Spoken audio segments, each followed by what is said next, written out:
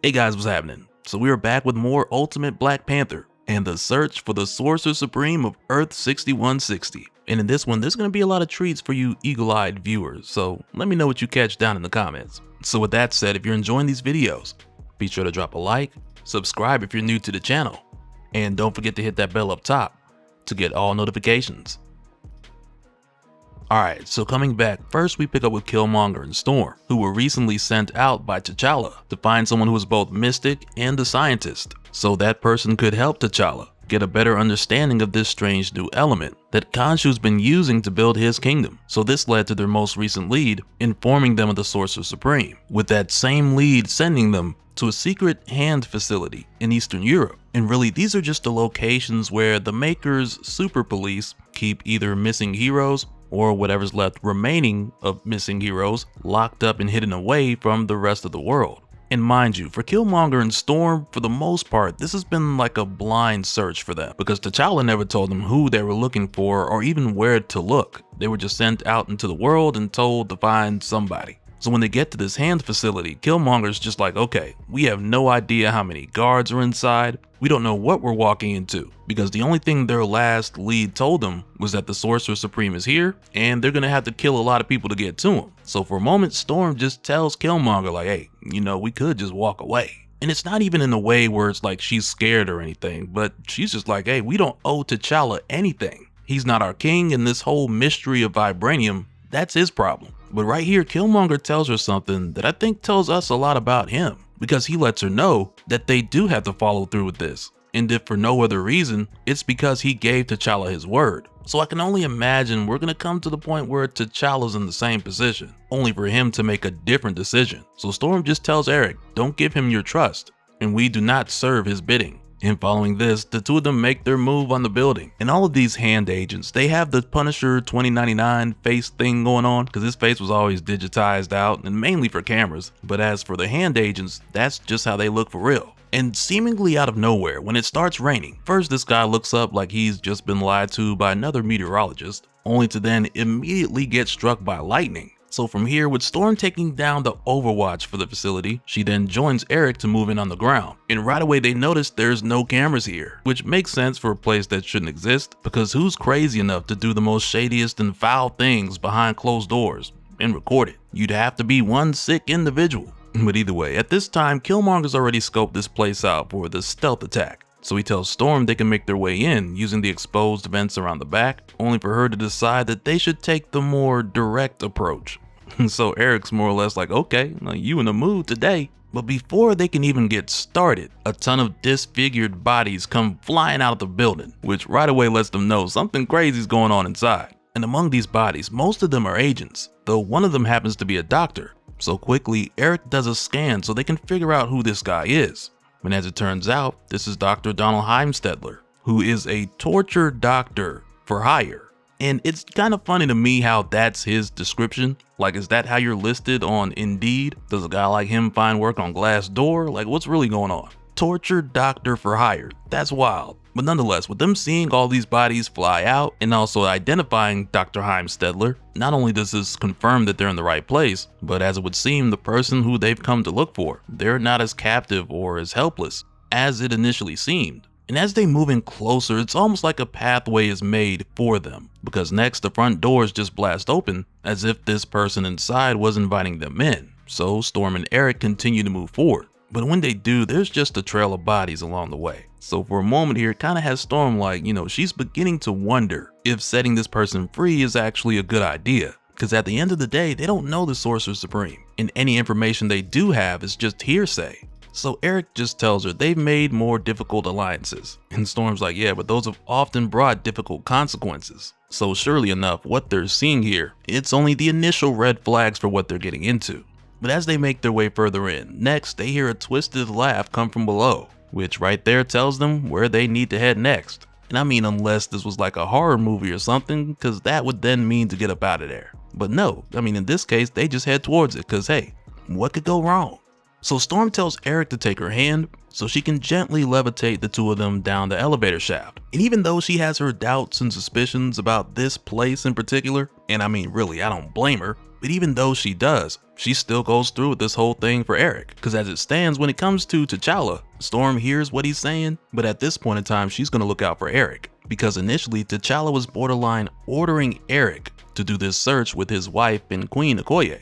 And at the time, Storm was the only person to step up and put her foot down and tell him no, which shows a lot about her loyalty. But at this point, with her and Eric making their way to the bottom of this facility, they're greeted by a voice who tells them, "You're not supposed to be here. Are you, friend?" So Eric responds saying, "We would like to be. We bring opportunity," only for this voice to tell him, "I don't believe you." But before we go deeper into this conversation, we head back to West Africa, where Khonshu's pretty much giving his campaign speech to get more people to join him in his fight against Wakanda. So it's here where he goes on to say, "For how long have you struggled? You are the custodians of a land with the most powerful resources on the planet, a harsh land that tests you, yet you all have endured. Too long have you been taken for granted. In my vision you are seen. In my power you are loved. There is no least among you, no prejudice of age. I am the one who has given you invitation to the future you deserve. And what has Wakanda done? They hold their kingdom to themselves, for themselves, while you suffer and struggle, while you are unaware of the sheer power you have in the earth beneath you. Vibranium is far more than metal. It holds the secrets to the cosmos. Inside, it's the truth of all things. And that power can be yours. This continent can make the world buckle and serve it. And it will. But I need your loyalty. I need an army of the faithful. I need them to march with me against Wakanda. Use me as your weapon. Pry the deceitful power from their hands. Who among you has the courage to end this war? Let Wakanda hear you. Let me hear you." And the people that are here, they just eat it up. They're just like, "Yeah, man, Wakanda who?" But we soon discovered that T'Challa was among them in disguise this whole time. And just after this Khonshu rally, we see him have a conversation with Shuri. Because at this point, T'Challa, he's seen enough. And it's very clear that Khonshu is trying to make this a holy war, where from the people's perspective, it would seem like Moon Knight is a demigod. Because as far as they know, he's out here championing for them, he's healing the sick, he's literally answering their prayers. And for a moment, it even has T'Challa admitting that Khonshu isn't completely wrong. Because for years, Wakanda has failed everyone else outside their borders. And T'Challa's like, now they're learning to hate us for it. And I mean, it's not like it's even his fault, because these traditions were in place long before he was born. But in the here and now, Shuri can tell that T'Challa's getting worked up. So for a moment, she just tells him that she'd feel better if he'd head back so they can talk about this. But when T'Challa doesn't move, she's like, "Wait, what are you doing?"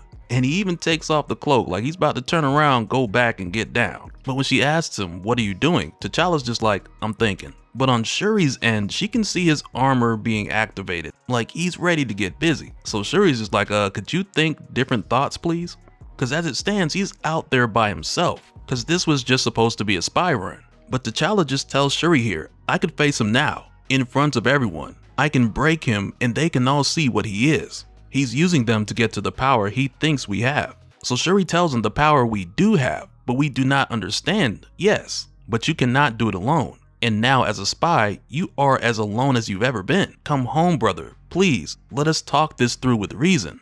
Please. And just as a quick reminder, some of this firing up that's coming from T'Challa, part of it has to do with this new ability that he's gained that was part of the prophecy being fulfilled, which mentioned he would undergo a change. And from what we've seen so far, part of that change is him having the ability to communicate with Vibranium, which comes off as him having the ability to move it with his mind, though it's more of a scenario where he can just communicate with it, but nonetheless just as effective. Because in the here and now, he tells Shuri that it's like his suit wants him to strike. And again, she advises him against it, because right now it's not like T'Challa understands what this new ability is, or even how much control he has over it, so it's even more of a reason for him to wait for Storm and Killmonger to come back before he tries to do anything else. Because for all he knows, he could just go back there and slaughter everybody, unintentionally. But fortunately, he listens to Shuri, and he heads back to Wakanda, while acknowledging in this moment that she's right. And following this, next we head back over to Killmonger and Storm, who make their way to meet this Sorcerer, who at this time, the Sorcerer is still acting very cautious about the two of them making their way here. So Eric tells them, "We came because we heard what you can do. Someone very useful wants your help." So they respond saying, "Help. I've been here 3 years and I needed help. Tonight I figured out a way to help myself. So Storm tells them your help has violence in it. So they tell her, violence? That's a great deal of judgy-wudgy in your voice, considering the history you two share. Aurora Monroe, Eric Killmonger, you're far from home. And when this person steps into the light, Killmonger's immediate reaction is like, you're the sorcerer? And they tell him, no, this is just my voice, my puppet, if you will. They've made it very hard to speak here, but this one came close enough to hear me whisper. Magic needs speech, you see. My captors know that, and this puppet will only last so long. In my anger, I might have killed the other ones. I lose myself sometimes. You want my help? The old abracadabra? Hee. Well, I want something too. Quid pro quo. Come on in. So Killmonger starts to go in, while Storm, she's like, hey bruh, wait, what you doing? So he heads in and he tells Storm to wait here. And as soon as he sees this person, in shock, he says, goddess. So she tells him, and speaking through the puppet still, little old me? Nah, I just know the ways of above and below. And you're here about the vibranium. Y'all don't know what it really is, but you stink of it. I'd love to have a conversation about it with you, Eric. Easy to make this fella talk. Hard to make him do strong things. You look strong. I've done about all I can with my whispers. Why don't you swagger over here and take off this gag? And you know, it's like now this creates another mystery as far as who we're dealing with here, because according to the Maker's Archive, there is a Stephen Vincent Strange on Earth 6160 who's being held captive somewhere. So yeah, as it stands for the time being, there's a lot of mystery around the Sorcerer Supreme, and if she can really be trusted. And for whatever reason, she's kind of giving me Madame Slay vibes. And I mean, not so much as far as her looks, obviously, but for some reason I just kind of got the feeling this sorcerer is going to help out this Killmonger in a similar way to what the Madame Slay of Earth 616 did for Killmonger over there, with her becoming Eric's lover and powerful ally against the Black Panther. But who knows, that's just a Hail Mary speculation. Let me know what you guys think. And so now real quick, I want to give a special shout out to all the patrons. Thank you guys for all of your support. And for anyone who's new here, who wants more information on how to support the channel, I got a link below where you can go to patreon.com/dopespill. But that'll do it for this one, guys. Let me know your thoughts down in the comments below, and we'll do it again on the next one. Alright, later.